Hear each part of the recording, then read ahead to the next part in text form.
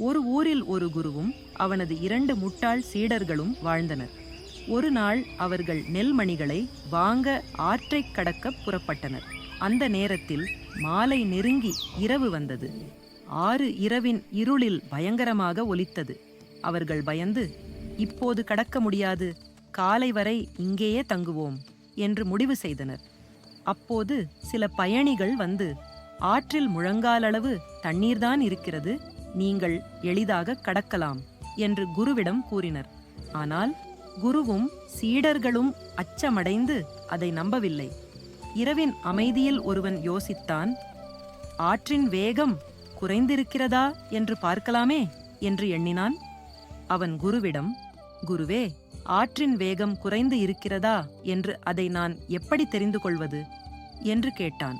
அவனது குருவும் முட்டாள்தனமாக, எரியும் நெருப்பு கட்டையை ஆற்றில் போடு, அது உஷ் என்று சத்தம் வந்தால் ஆறு விழித்திருக்கிறது என்றார்.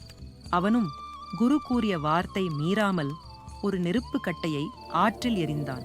அந்த கட்டை நீரில் விழுந்ததும் உஷ் என்று சத்தம் எழுந்தது.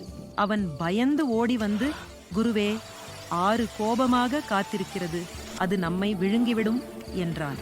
அதை கேட்ட குருவும் பயத்தில் நடுங்கி, அப்படியானால் நாம் நகரத்திற்கு திரும்பி விடுவோம், உயிர் காக்கும் வாழ்க்கையே சிறந்தது என்றார். அவர்கள் நெல் வாங்காமல் தங்களது ஊருக்கு திரும்பினர். அந்த நாளிலிருந்து மூவரும் யாசகம் கேட்டு வாழத் தொடங்கினர். கிராம மக்கள் அவர்களை பார்த்து நக்கலாக சிரித்தனர்.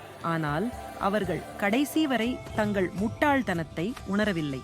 அவர்களின் பயமும் அறியாமையும் அவர்களது வாழ்வையே மாற்றிவிட்டது.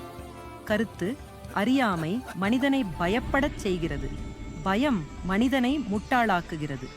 உண்மையை அறியாது முடிவு செய்பவன் எப்போதும் தோல்வியடைவான்.